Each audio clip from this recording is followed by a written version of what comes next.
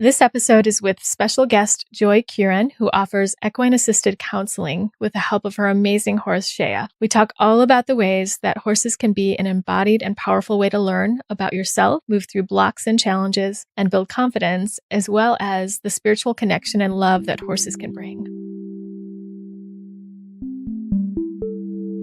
Hello and welcome. You're listening to the Embodied Podcast, a show about remembering and embodying your true nature, inner wisdom, embodied healing, and self-love. My name is Candice Wu, and I'm a holistic healing facilitator, intuitive coach, and artist sharing my personal journey of vulnerability, offering meditations and guided healing support, and having co-creative conversations with healers and wellness practitioners from all over the world.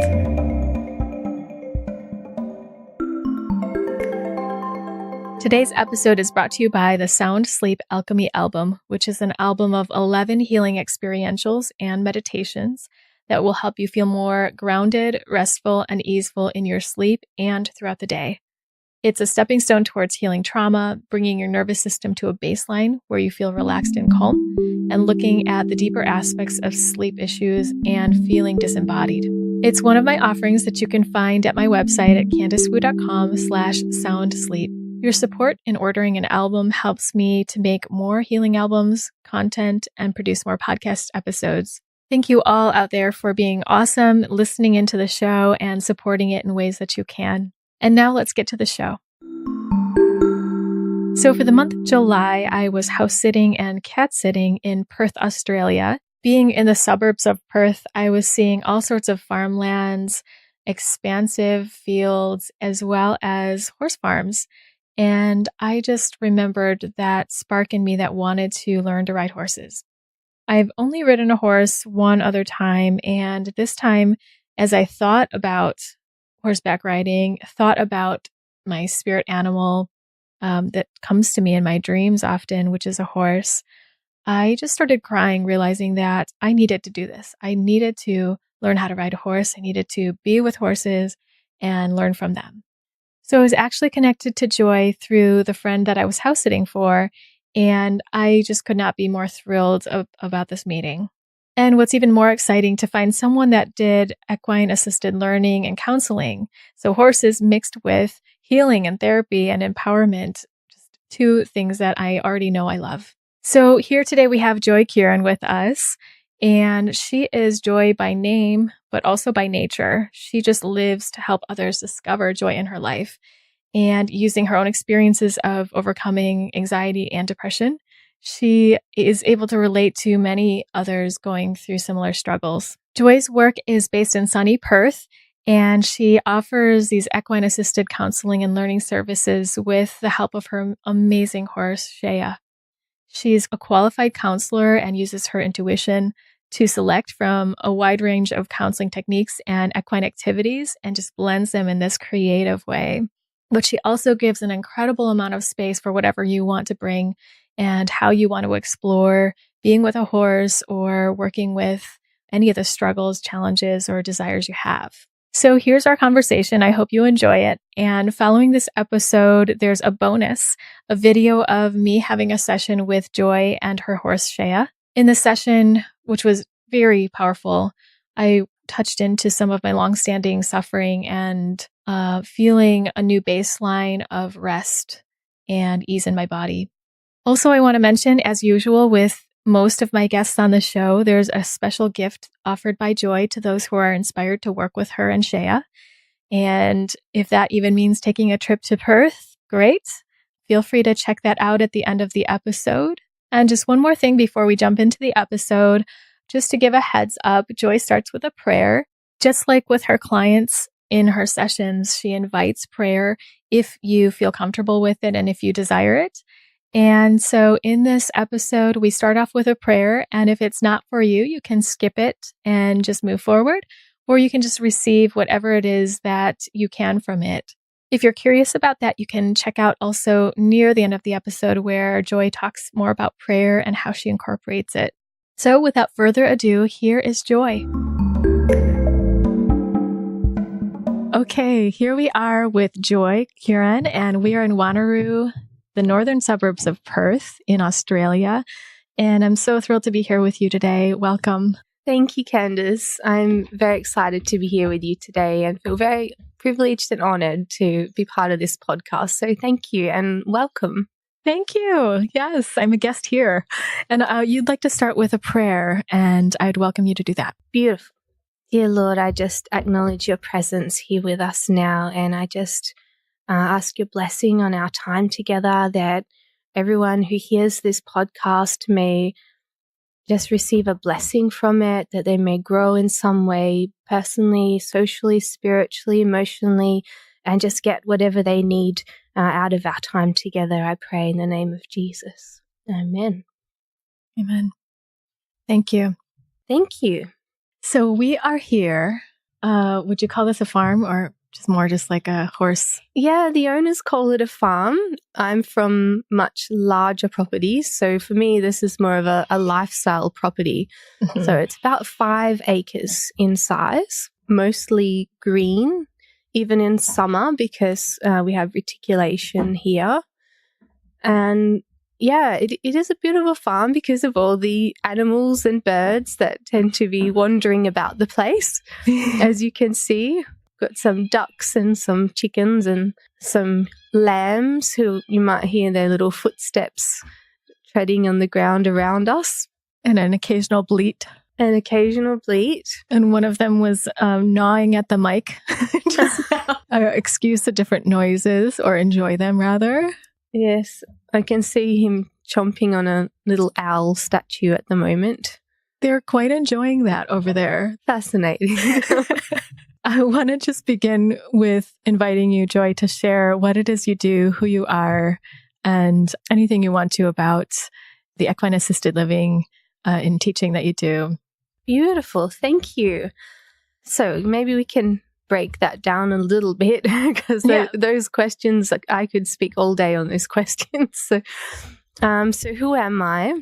It's one of those things I never really know how to answer because I feel like I'm such a big person and I feel like I extend into so many different areas that I find it hard to just narrow it down to who I am. Yeah. But who I am, I love people. I love animals.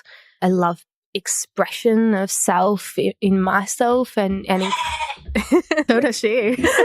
Yes. Thank you very much, Sean. And I love it. Yeah, just beautiful. The lambs expressing themselves or people or whoever I come in contact with, just allowing that personal individual to shine. He's jumping around now quite joyfully to me. I know. It's so interesting. This is just beginning as you're talking about your self-expression. Yeah. And who you are and just being yourself and being connected. Gorgeous. And I might have to do some sheep-assisted learning, I think. We just saw it take this giant leap across the deck. But you're thinking about sheep-assisted learning. Well, I am right now. With the response from the sheep as we're talking, I'm thinking, yeah, why not? It's the kind of stuff that we get happening with the horses all the time, just that somehow they just respond to what we're talking about and they just kind of act out what we're thinking or feeling or expressing. Yeah. And I feel this letting go in being here and being with the horses, being with animals. Like, you can't plan things. You can't, and they won't go as planned. Yes. And it's kind of fun just to see what's going to happen and embracing the unexpected things. That's a huge part of it. Yeah. And in being a practitioner, getting to that point where I can let go and trust that whatever happens is going to be beneficial. Whatever happens, we're going to get something good out of it. So tell me more about your work. And, first I want to say I completely understand that sense of not being the challenge of how do you describe who you are? Because we're so many things, we are so big. And often in our lives, we've been told to kind of lodge ourselves into something or a way to describe ourselves. And it's just so narrow. Yeah, I definitely feel that. And it's nice to remember that we're just so many more things than the career that we have chosen or the things that we love or do, but we're just much more than that. Yeah. So how did your love of horses begin, and how did you begin doing this work with equine therapy? Lovely. Yeah. I believe that it's something that was placed inside of me since perhaps before time began. I don't know. They've got a saying that once you've got horses in your blood, it's in your blood. That's it. So my mum's side of the family were pioneers and farmers, and of course they used horses to work the land and to make a living. And they had a very strong love for the horse. And I guess that just flowed through to me. When I was a child, I remember getting given My Little Ponies as a gift for my birthdays, and that was just my favorite present. And I would spend hours and hours playing with these My Little Pony toys. And I guess I just got this romantic view of the horse and their beauty and their speed, and something about their spirit captured me as well, I think. That makes so much sense about once they're in your blood. Yeah. And it makes me think of, I hadn't really thought much about this, but have you, about centaurs and how human and horse were connected at some point? Yeah. Or is it just a myth or what? I personally believe the centaur is like a picture, a metaphor. So the combination of the human leadership and the horse strength and speed and agility combined, I think that just, it's a picture of wisdom. The centaur is known for being a wise creature, and to get that oneness with a horse requires wisdom. And so I sort of view it as a picture, something to work towards, to strive towards, to be able to achieve that oneness, the human with the horse. That's a beautiful image. Well, and I just started riding. And I'm kind of tuning into that concept of being one with horse. How do you do that? If you personally, or how do you teach people? It's a journey. It's not something that is a quick thing to learn. Let me just set you up for that. Thank you. It's a lifelong journey in a lot of ways. I'm thinking in terms of mastery, because that sense of oneness, like you can achieve moments here and there where everything comes together. And we've got things like being grounded, like things like being open to your environment and aware of what's happening around you. And then there's that spiritual element of connectedness as well. And there's a communication between you and the horse. And that happens on all 3 different levels as well.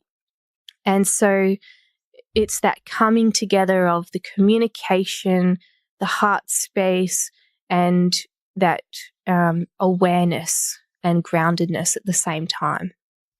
Mm-hmm. Hope that makes sense. It does. It feels like tuning into your own body and all of your senses, intuition, and what's going on inside of you, as well as with the horse you're working with or being with. Yeah, definitely. Yeah. And there is that added dimension of the horse who has its own mind, its own feelings and thoughts and desires, and they may or may not align with yours. So it's that journey of how can I encourage the horse to accept my ideas, my way of going, and what does the horse need from me in order to want to become one with me? Because that oneness is not something that can be forced from a horse. It's something that can be enjoyed, but it's not something that can be forced. It's a really interesting thing to keep in mind. It feels interesting to me right now because I think with human connections, we often want to force them. Yeah. And it is clear you can't with horses. It just feels like something easier to accept. Even with like cats, when cats just walk away and flick their head at you, you're just like, okay. But when a person does it, we can often feel so rejected or hurt or wounded. Or at least that's, I have had that experience. There seems to be an element of acceptance when it comes to working with horses. I think because the horse doesn't have an ego, it's much easier to accept their actions and not perhaps take them so personally. And of course, when it comes to forcing, the horse, if we're going to get into a tug of war, he's a lot bigger, a lot stronger, even possibly faster, much more aware. So we really can't get into that game of push and pull and forcing, because if it comes down to it, he's just going to squash you. So that is one aspect that you work with people on, communication. Very much so. How is the process of working on communication with the horses translate to human relationships? Is that what you're seeing? Definitely. So the beautiful thing is that once you've learned those skills and those ways of being, you naturally then translate them into other areas of your life. I can give an example. Sometimes it does require a bit of focused effort. Like there is an element of that natural flow, but there's also this element of intentionally focus in that direction. And I had an experience where I was really working on allowing my horse to feel comfortable and relaxed in each moment when I was asking her to do things. And I was really working hard at it. And then my daughter says to me, "Why don't you do that with me, Mum?" Oh. So I had a good look at myself and thought, yes, I actually do need to translate that to the other areas of my life. So where the horse kind of forces me to learn how to do these things that I should be doing everywhere else, they actually, do teach me those skills, and I can translate them when I put my mind to it and focus on it, aware of it. That makes sense. So I want to just backtrack a little bit and talk about, how do you communicate with horses? Like I said, there's different levels of communication that we can engage with horses on. So there's the physical level, and that's probably the most obvious and the thing that's easiest to observe amongst the horses themselves. And it's what you see when you see a horse person. They will put their body in a certain way, point where they want to go, and those sorts of things. So there's that physical aspect of communicating through the positioning of our body. There is a tonal aspect in terms of voice. Horses tend not to use their voices much in communication in the wild, more so in domestication. But wild horses, if we go back to the roots, very little voice. It's used mainly for locating each other over long distances.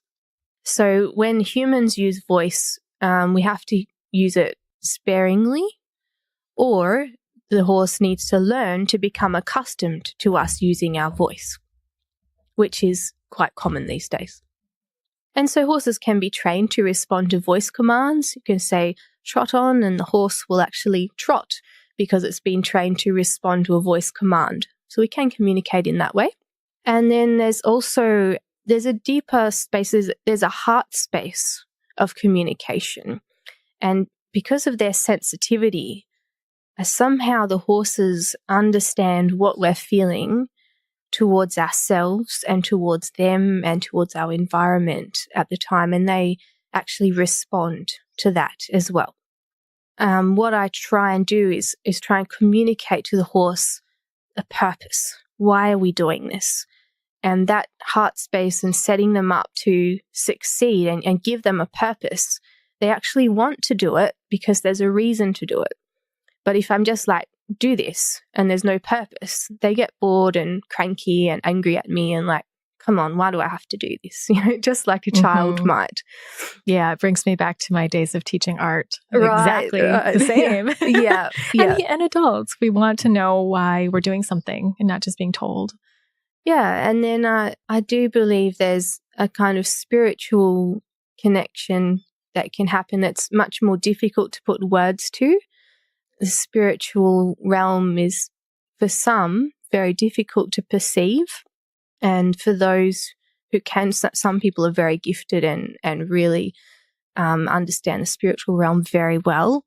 And those people will probably, if they're able to learn to be grounded, they will probably be able to communicate very well with horses, because horses do have very big spirits. They're very spiritual creatures. So when you say spiritual realm, I know it's a bit hard to describe, but what do you mean by that, spiritual realm? Yeah, great question. I guess I'm thinking of a story, an ancient story of, have you heard of Balaam's donkey? No. Right. There was a man and he was riding a donkey, and he actually was, so he was a prophet of God, but he was being disobedient to God. And he was going off to curse some people because he was getting paid to do it. And he was riding his donkey on the way there, even though God had told him not to do it. And his donkey started turning aside and not going the direction that he wanted to go. So he started beating the donkey. And the story goes that after the third time, because he ended up getting his foot crushed against a wall by the donkey, and he was really angry at this donkey, and he's hitting him, beating him. And the donkey opens his mouth and says, "Why are you hitting me?" And for some reason, he's not concerned with the idea that the donkey's talking to him, but he talks back to the donkey. And he says, "Because you're not going where you're supposed to be going." And the donkey's like, "But there was an angel there." And so his eyes were opened and he saw an angel standing in front of him, blocking his path, and he had a sword in his hand ready to kill him, basically, because he was being disobedient to God. And so I kind of have this picture of the donkey could see what was going on in the spiritual realm. There was this angel there to destroy the man, and the man just had no clue, no idea. And was taking it out on the donkey. So I think that's part of it. You know, there's I believe in spirits and angels and demons and God himself, and so I believe that, and I believe we have our own spirit within us as well that can connect to other spirits in various ways. So and so then with the horse having its own spirit, we then can connect on that spiritual level, which is different from our natural level, physical level. That deeper, unseen to the eye level. The beyond understanding kind of level. Yeah. The infinite level, beyond time and space. And that can be what it feels like to be with a horse. In my experience, I just feel like it can take me into another place. Beautiful. Yeah. And I believe that can be on the natural realm and the spiritual realm as well, because they've done studies that show, like, they've measured the electromagnetic field of the heart of the horse, and depending on the size of the horse, it can expand to about 10 feet beyond the horse. Wow. Yeah, it's quite a big distance. And so then once you come within that electromagnetic field of the horse's heart is actually a lot bigger than ours. And so it can have an impact on our heart. And they've done studies where, if you look up the HeartMath Institute, they've recorded the heart rate patterns of humans and horses separately and together. And what they found is that a human, by sitting in that space of the horse for 20 minutes, by the end of that 20 minutes, their heart will be beating in the same pattern as the horse's heart. Nice. And since the horses have a lot less ego and junk to deal with than humans do, they usually have a correlative heart rhythm, which is that kind of happy, stress-free, natural, healthy kind of rhythm that we want to have in our lives. So just by being with a horse, you can feel more relaxed just because of that. Mirror neurons, I would imagine, is one part of that. Like, we're mirroring that vibration, or is it more? There's also the influence of mirroring. I think it's a separate thing, but I may be mistaken. It's not really, I'm not an expert in that field of study, but in my mind, it's two separate things. Yeah. And it's interesting, it's not the other way around in that study, that the horses are, well, because their heart, as you're saying, is much bigger, and the radius of the field, the electromagnetic field can be 10 feet. That's quite big. Yeah. And for humans, I'm not sure what the radius is. About 2 feet, I believe. Yeah. Okay. So I know for babies and mothers, it's important to be within 36 inches of mother and baby. So that's fascinating. I checked out your website and it's beautiful. And you share so many different aspects of what a person can work on in their lives through working with horses and being with them. And I'm seeing this list of things. I'm just going to list a couple of these things that equine assisted learning can strengthen and enhance. Sense of belonging, safety, self-worth, balance, care, relationships, flexibility, perseverance. Let's see, self-improvement, creativity, spirituality, a sense of purpose. And you also had on your website money, family, career. Which ones are interesting to you to talk about today? I think family is one of those things because of the dynamic of the horses and living in family groups, and just from a parenting aspect, like working with a horse is a lot like parenting. We have the things that we have to grow in and overcome as parents are the exact same things that we need to overcome and develop to become a good horse master. And what kinds of things do you mean? Yeah, so emotional intelligence, for one. The horse is looking for a stable, steady, strong leader, but also a leader that's going to listen and give them a voice. And so it's this combination of traits that we need to develop, that confrontation of why aren't you doing what I want you to do right now, and managing yourself in that. Am I going to react out of my ego, or am I going to recognize that the horse is just being a horse and realize that there's a change in myself that I need to make in order for this to proceed in a positive way? Mm-hmm. Yeah, I can see how that can apply to children or relationships. Mostly children, I think, in that position. Because the children their minds are not fully developed. And I guess there's that similarity because with the horse, they don't have much of a mind. Their brain is actually the size of a walnut. So there's very little cognitive processing going on. But they have big hearts, big emotions, and that animal instinct that's going along there. So I think children are quite similar.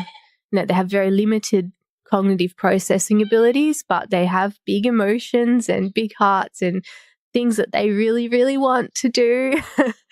And so it's that learning, how do I communicate with someone that's actually not on the same level as me intellectually? Bridging that connection. Definitely, yeah. And can you talk more about the quality of family within the horses or the herd? Or I imagine that's part of what can come into the work with people as well. Yeah, it's very interesting because just like people, every horse has its own kind of personality. Some people call it a horse-onality. You just like with every family is going to look different. Every herd is going to look different. And so what you've got to work with is what you've got to work with. So there's this acceptance of who you are, and there's this idea of working together for the good of the community. In particular, in wild horses, they've always got someone looking out for danger. There's always someone on the alert looking out for a lion or a tiger or a pack of wolves that are a threat to the herd. The person or the horse that gets that job is the one that's the most alert. So out of all the horses, they have these little tests, these little trials to see who is the most alert at any one time. And so a horse might do something like try and sneak around behind another one and see if they can surprise them. And if they can surprise the other horse, then they're not that alert, so they shouldn't be the leader right now. Interesting. Have you seen this happen? Or I've seen it on videos. I haven't really seen it in person, but it's something that, if you've heard of Carolyn Resnick, I've sort of watched her training DVD and read one of her books, and it's something that she observed from spending time in the wild with horses, and it's something that she's carried on as a training technique with the horse to say, can you keep your eyes on me? Can you pay attention to me as the leader? And so that's something that the leader will do. They will say, are you paying attention to me? Because I've got to say when we're going to run for it. It's important. So the horse will be checking in with each of the herd members. Are you watching me? Are you ready to run if I say go? So yeah, there's this constant communication between one another. We can learn from that in our families. I think, especially today, we just so easily let everyone go off and live their individual lives. And there's less of that interaction of that in the family dynamic. I mean, some families probably interact more on Facebook than they do in person, like send a Facebook message, time to do the dishes, Oh my goodness. I think that does happen a lot. It does. It really does. So yeah, I think the horses can be really good examples to us in how to get back to that physical connection, and even just interacting with each other and staying alert to one another's needs and desires and any potential threats as well. Yeah, there's a lot of cooperation that you're speaking to. A lot. Yeah. And there is that sense of, are we together? A sense of togetherness, because they do operate as one unit. Because if someone gets separated from the herd, they are in a very dangerous situation, because it's very easy for them to be picked off by a pack of wolves or a lion or tiger. So having them all together is a sense of safety. And so their survival instinct ensures that they really dedicate themselves to having that connectedness and staying together. That makes sense. So even here with our domesticated horses, they will always be checking in with one another. There'll be a flick of the ear, a flicker of the eye. There'll be just like very slight, subtle body movements. They would be like, what's going on? How you doing? This is how I'm feeling right now. Little checking in here and there. Yeah. They're very alert, very aware to one another. And so let's say we're bordering some bush here over that side there. We had an emu come past the other day, and the two horses in the end paddock, they threw their heads up, and their bodies became really tense. And then they started to sort of need to get rid of some of that tension, and they started galloping around the paddocks. But as soon as their heads were thrown up, my horse Chaya, down the other end of the property, away from all of this, she knew straight away that they'd seen something that could be a potential danger. And she was watching them, keeping an ear on them, say, do I need to do something at all times. Yeah. A couple of things are coming to me. One is that for a long time, for 9 years, I lived in Chicago in the city, and this is such a different life. Yes. And when you get into just being out in the open grass with horses, I'm not thinking about the things I'm thinking about when I'm in the city. I have to be in my body. I have to. Yeah. I have to pay attention to what's around me, because who knows, like a horse could be right there that I don't know, or they don't know me, or some other animal, who knows. The things that are front and center here are just very much bringing me into my body. Awesome. Yeah, it's really neat. And that's definitely one of our goals, is to help people come back into their bodies. And I think sometimes in everyday life, it's very easy to almost become ahead. We're thinking a lot, we're planning all these different scenarios that may or may not happen. We've got to make a living and all these, so much in our heads. But out here, it kind of forces you to be in your body and to kind of get a bit of that balance back. So I'm so curious how you work with things like abundance and money. Really, the sky is the limit. You know, my creativity is the limit. But we can do things like projection. So we can say, okay, this horse is going to represent money to you. So depending on what your goal is, let's say someone may not feel worthy of receiving money very much. Okay, so let's say the horse is the money. What are you going to do to receive that money? Siri wants to help. She says, what can I do? Is that what she said? How can I help? Nothing. Thank you, Siri. It's funny when that just pops in. Yeah. So you were saying, what are you going to do to receive that horse or to invite them forward? Yeah. And it might be, I mean, we could do any number of things. So let's say there's an obstacle. It could be a jump, or it could be something that the person's constructed themselves. And we're going to say, okay, now how are you going to face this with your horse? And it's amazing because something different happens every single time. Like, you cannot predict what's going to happen. So whatever that person needs is what happens. So it might be, for example, and this is a slightly different topic, but it's the same principle. I had a girl who could not face going to school.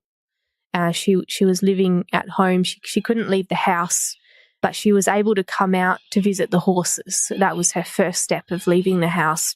And so that was her therapy. And she just could not face the idea of going to school.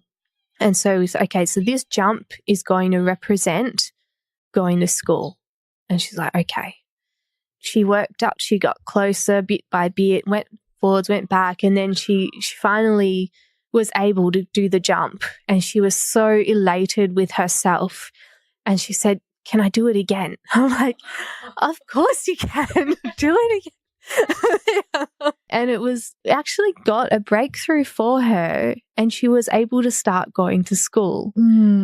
So it can be the same with money. Just like, okay, this obstacle represents getting money. Like, how are you going to face that? What are you going to do? And then whatever that person needs to do, they'll do with the horse. Or maybe it'll be, for them, it might just be sitting with the obstacle with the horse and going, this isn't so bad after all. And that can just create a shift in their mindset and their thinking about it. That's beautiful. It's reminding me of Family Constellations work. It's just adding a horse into the picture. Right. I mean, just briefly, it's using anything to symbolize whatever obstacle, challenge, or desire, right, or another person. And with that spiritual component, we can tune into the energy of that dynamic. Yeah. And so even if a stranger is representing something for you, like money or your mother, we don't have to say any information, and that dynamic can show up. That's right. And with horses, they're so in tune as well. There's some connection, even if we're holding the intention, is my sense that I'm getting. But I'm not sure how you see that.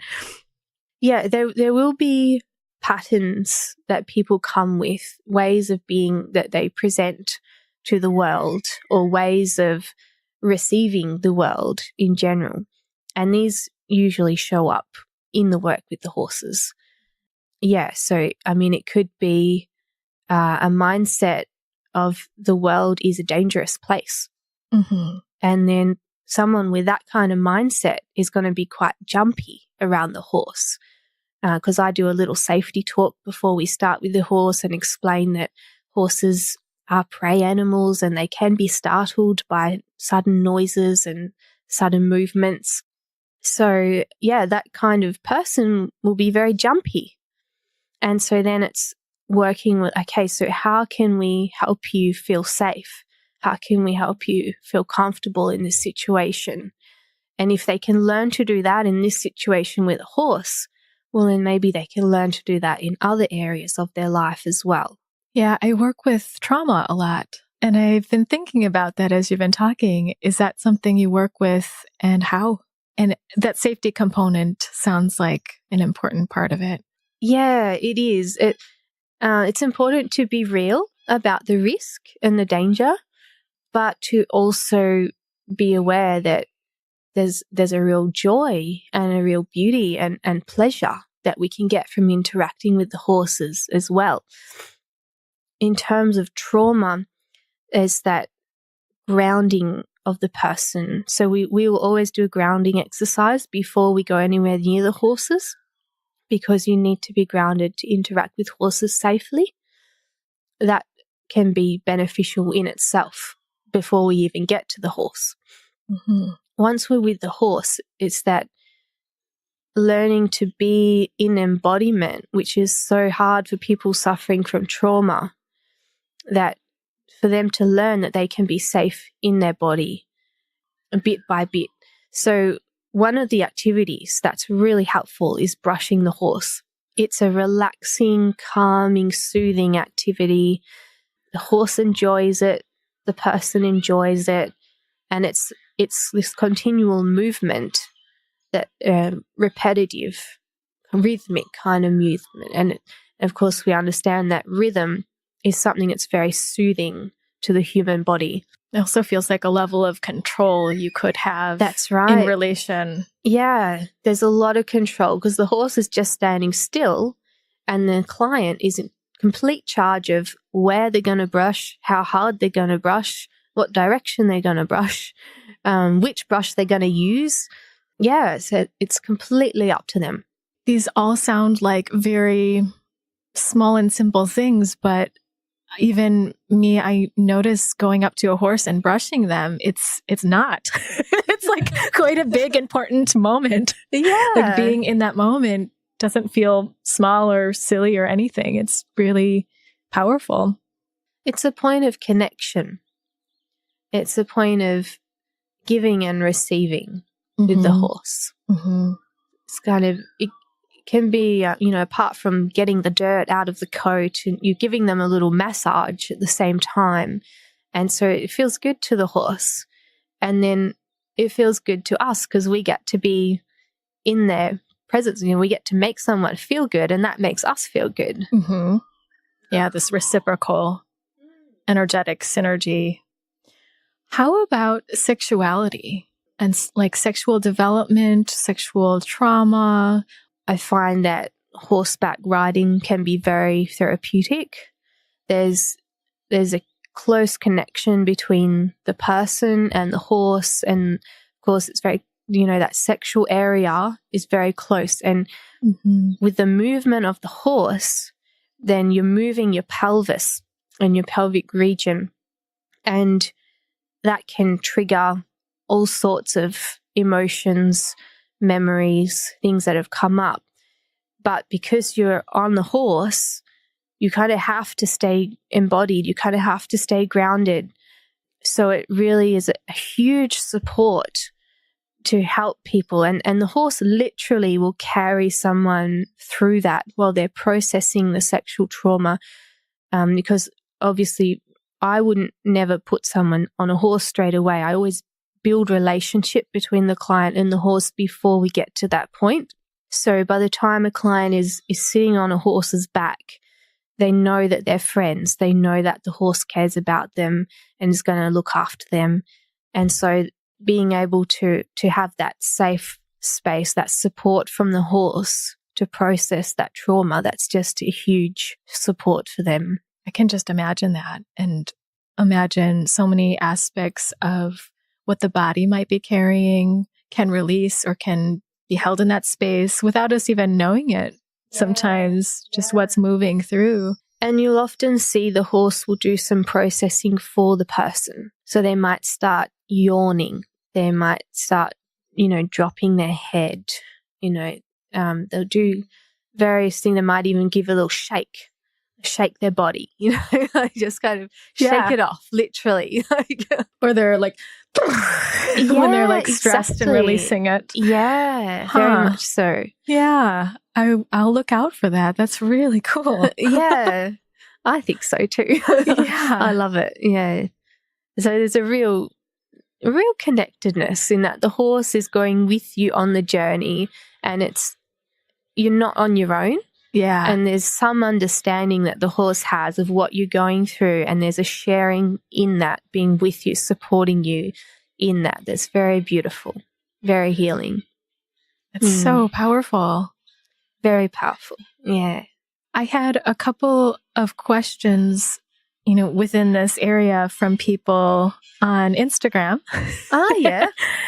And one was about fibromyalgia.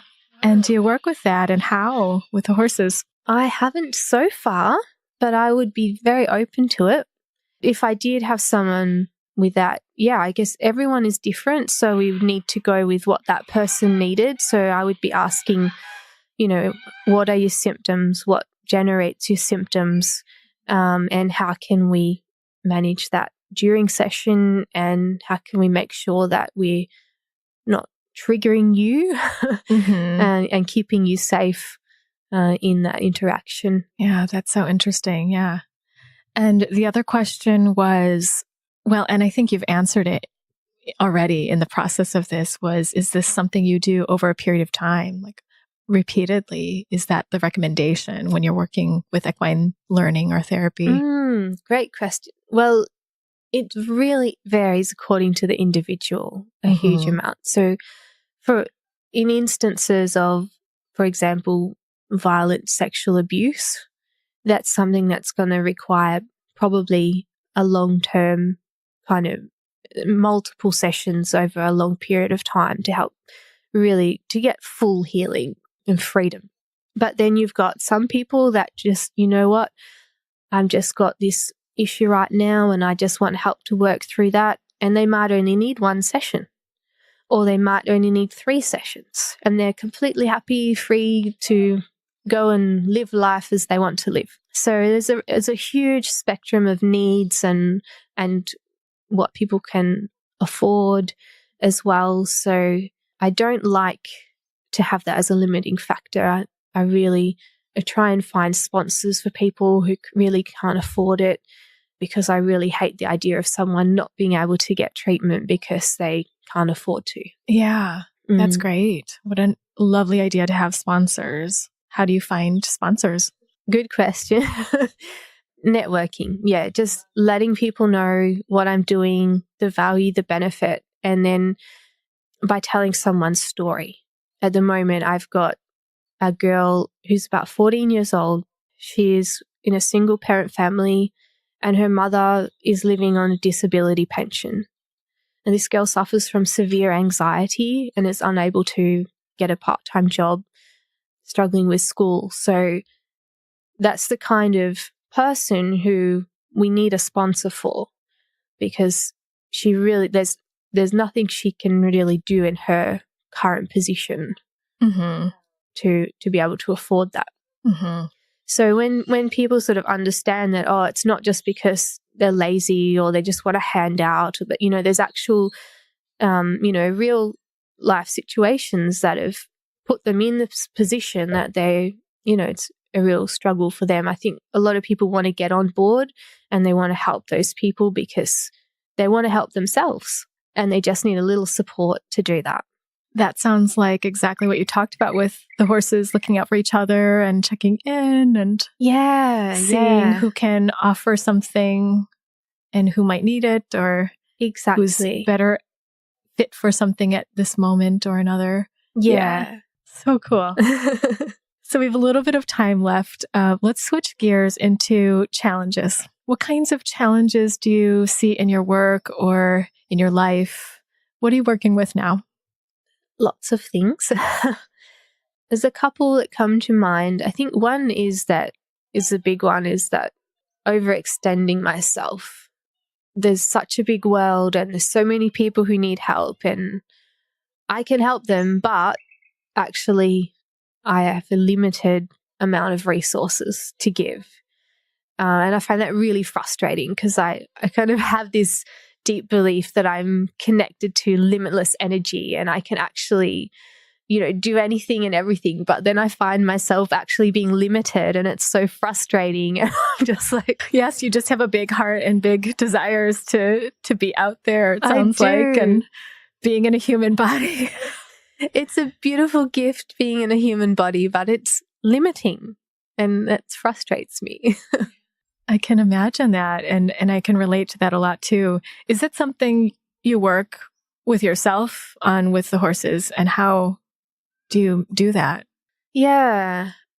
I may take it on a slight tangent. Like with the horses, there's a lot of personal growth that I do with the horses. And one of them is like this whole task versus relationship thing. I've done a lot of meditation on the whole, getting tasks done is important. Relationships are important. Which one's more important? Is perhaps at one time the task is more important and another time the relationship is more important. And I feel like from working with the horses, there's this dance of relationship, task. And I think the beauty and the joy comes from doing tasks in relationship. But if you're doing the tasks at the sacrifice of the relationship, unless it's like an emergency situation or, a health concern or safety concern, I think if you're sacrificing the relationship, that's when the task loses its joy. And so I've got this little dance of like, I need to get this done. But then if I rush the horse, I'm going to feel rushed. They're going to respond to my feeling of being rushed, and we're going to get into a fight, and it's not going to be fun anymore. And I've just lost the whole lifestyle that I wanted to enjoy in the first place. That peace and that joy and that relaxation, freedom to be present in the moment, kind of letting go of all these tasks that could assail me. And I mean, as a side note, your name is Joy. It is. Not so much of a side note that is so poignant. Yeah. And that it's probably a name of my life journey of, from my history of depression and anxiety and learning to overcome that and to live in a state of joy. That's the story of my life in a lot of ways. And then I had a vision where I was crying out to God to bless me, and He came and He changed my name to Joyful. And I went and I looked it up in the dictionary, and I realized there were three kind of aspects to the word joyful. And one was actually feeling joy. One was causing joy, and one was expressing joy. And so, my new name of Joyful then reflects that not only was my name to be joy, but I was actually to experience it and to help others to feel that and to express that joy. Full of joy, joyful. Exactly. In all aspects. Exactly. Speaking of joy, just what is one tip that you have for people or thought around joy of how to cultivate it or to be in your joy? There's one thing that will keep you joyful, and that is being grateful and being thankful in every moment. Mm-hmm. There's always something to be thankful for. And if you can be thankful even in the darkest moments, then you can experience joy even in those moments. That's a really good reminder. I feel it's also very integrating to feel grateful. It's like tuning into something I'm grateful for. It helps me absorb that and feel into the joy. And then I'm just feeling refreshed for the next thing. And it's interesting because joy is an emotion, it is a feeling. And so we feel it in our body. And so if we are off in our minds or somewhere else, we're actually not going to feel joy because we have to be in our body to be able to feel joy in the first place. Where do you feel joy in your body? Everywhere, but mainly in my heart, I think. Yeah, it just feels like life. It just feels like being alive, and when I'm especially grateful, it's like this bubble comes out from my heart, and it's just like this bubble of joy. And I think sometimes other people can feel it and see it. And thank you for that. Thank you. So, Joy, is there anything else you'd like to share today? Anything else that's feeling alive for you? or that you want to mention to all the people listening? Something I've been exploring this week, it came to me, is that whole idea of, it's been proven in research that forgiveness is hugely important to healing, emotional healing, and even physical healing, I believe. We're all interconnected. But there's that, I kind of felt to take it another step further. So I go to the Bible to get a lot of wisdom and understanding. And there's this verse that says, bless your enemies and do good to those who persecute you. And I wrote a list of all the people who'd significantly caused me harm in my life. And then I found all the blessings in the Bible that I could find. And then I spoke all of those blessings over each person one by one. Okay, so I didn't get all the blessings from the Bible because there's a lot in there, but a significant amount that I could grab at that time. Mm-hmm. It took me about 15 minutes.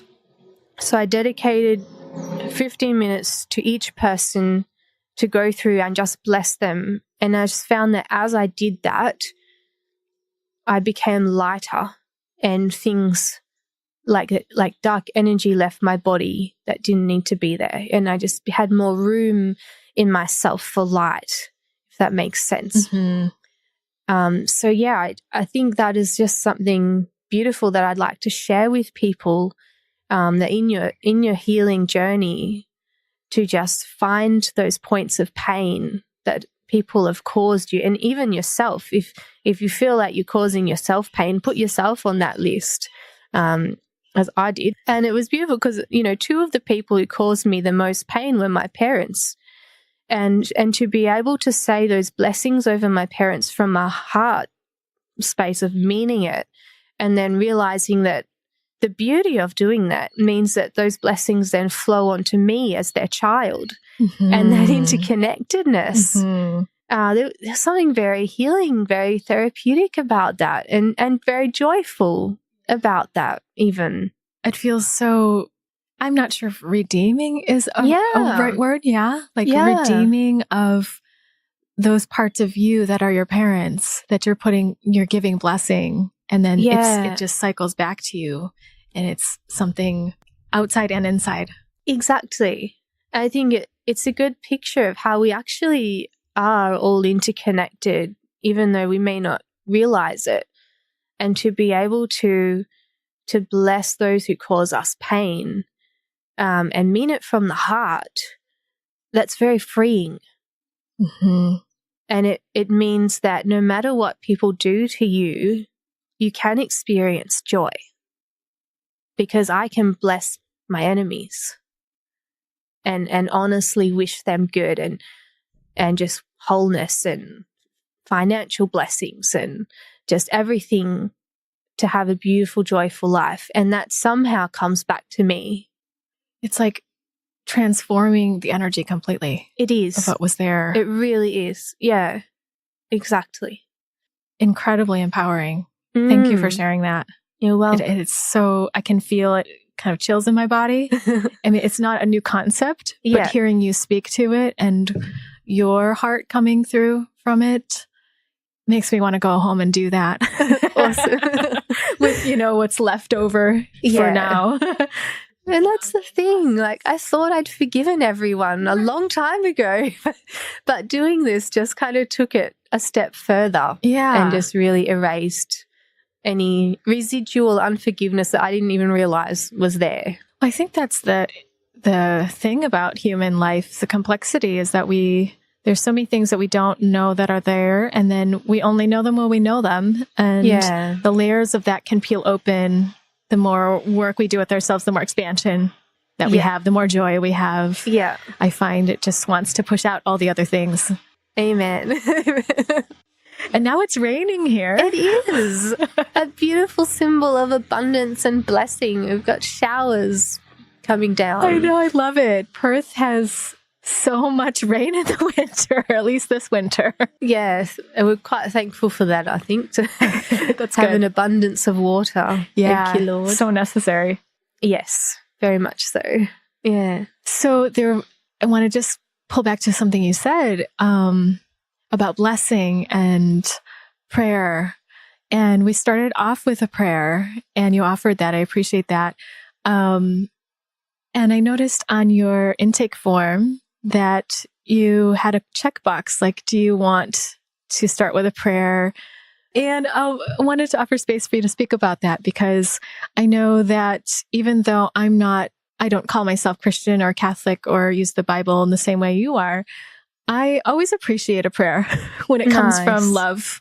Yeah. When it feels like it is a blessing. It's a loving gesture. Yeah. It just doesn't even matter then, what format it's coming in.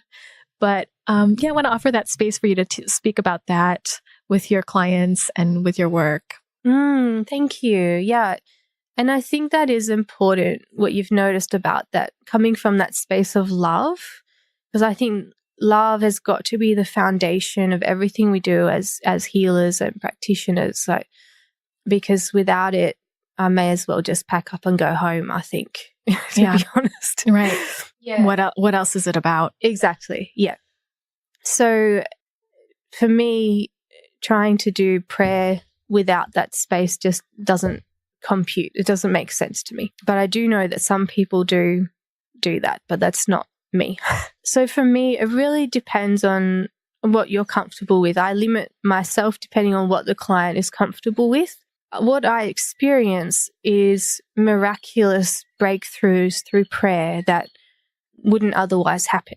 And I'm talking even physical, miracles. So I had a young woman who had seen me once, and then she attempted suicide a month later, unrelated to me. And then she came back to see me as part of her condition of getting out of hospital, that she'd come and see me again. And so she'd slit her wrists across ways, and she'd damaged nerves that they couldn't repair. And she said, now every time I move my arm like this, I get this tingling in my fingers, and there's nothing the doctors can do about it. I've got it for the rest of my life. And I said, would you like me to pray about that? And she says, oh yeah, if you want to. And she describes herself as a believer but not a follower. So she believes that God is real, but she doesn't by any means try and follow him. And so I just said a simple little prayer, and I said, try it out now. And it was still there. And so I said another prayer, and then she just like this look came on her face, and she was just like, her jaw dropped, and she was like, what? And she was like trying to like test it out, and it was completely gone. In minutes. Completely gone in minutes. So some healing miracle had happened where the nerves were kind of moved or healed somehow. I didn't even know how, but that problem that she had didn't exist anymore. So we got things like that. I had another experience with the same woman, coincidentally, about a year later, and she was complaining to me as saying, oh, I've got to give up smoking, because she was coughing and it was really impacting her lungs. And I just felt impressed. I try to be very intuitive, and I just felt impressed to ask her if she was interested in doing a listening prayer. So a listening prayer means we basically just give God space to speak to us, whatever's on his heart to speak to us. And so she was like, I don't mind listening. So I'm like, okay. So I just said a little prayer inviting God to come speak. And before I finished speaking the prayer, this waste removal truck drove up. It's kind of one of those moments where you're like, oh, this interruption to my prayer time, But I look around, I'm like, waste removal truck. There's something about that. So I said to her, oh, what are you getting? Is anything coming to mind? And she's like, oh, no. I said, oh, I noticed a waste removal truck just drove up. I said, sometimes God speaks to us through our surroundings in our environment. I said, I think God's saying he wants to remove some rubbish from your life. I said, would you be willing to give him some rubbish. And she said, oh, no, I'm not ready for that yet. I'm like, okay, that's no problem. We moved on to the next thing that we were talking about. A couple of minutes later, she said to me, I can breathe. I said, what do you mean you can breathe? She's like, all the tar from my lungs has gone. I can breathe. Oh. And I was just like, that is so awesome. Whether or not she was ready to get rid of the rubbish, it was going. Yeah.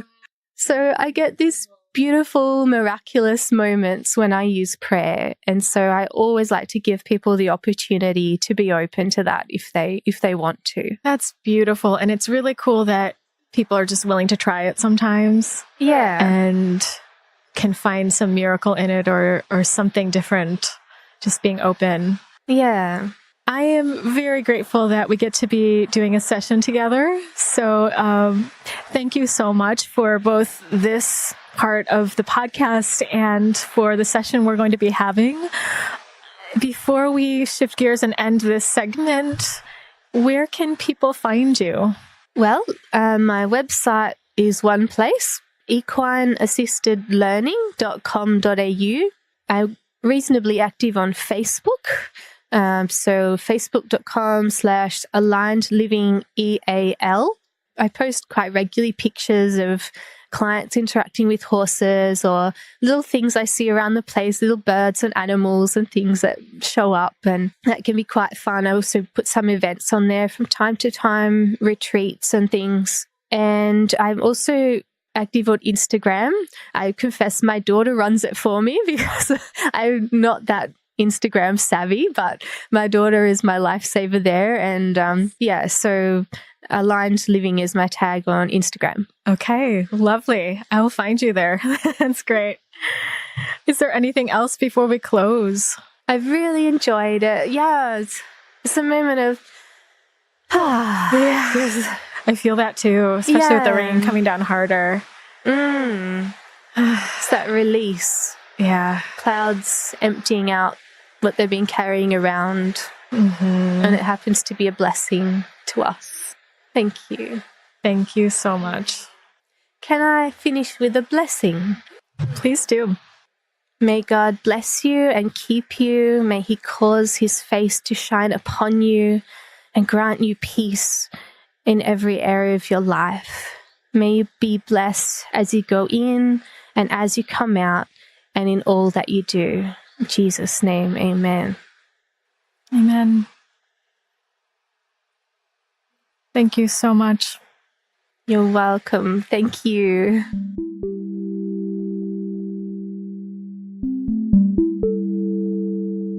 I'm so grateful that I got to come out to the horse farm where Chaya lives and where Joy works to have a session with her and to have this conversation with her. I hope you found this episode inspiring and intriguing just like I did. And if it does call to you, feel free to check out the video that will come out later this week, highlighting the session that I had with her, which is quite vulnerable and deep. Joy has a special deal for her Embodied podcast listeners. If you mention the Embodied podcast that you've listened to, you get to receive 20% off of your first session with Aligned Living. That's her company. And if you book 6 sessions, you'll receive a bonus 7th session free.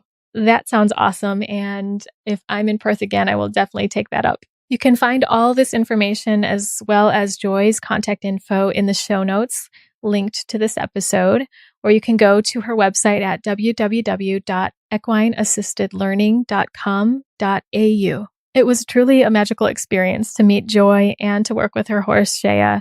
Chaya is just sweet and loving and affectionate and will just go for what she wants, moves around with ease, and that just taught me a lot, even witnessing her move around. Thank you so much for joining us in this very special episode with Joy Curran in Australia. And before you go, I'd like to invite you to join my newsletter, which comes out twice a month. This newsletter offers healing meditations, self-love notes, information about upcoming events and offerings. You can also become part of the Embody community on Facebook. Check it out at CandiceWu.com/embody. And if newsletters or the community aren't your thing, you might check out my Patreon page at CandiceWu.com/Patreon, where you can even contribute $1 a month and where you can get access to receiving personalized healing meditations that are tailored just for you for the time of your life right now and whatever you need. Hope you're all doing well out there. Sending my love to you and see you next time on the Embody podcast.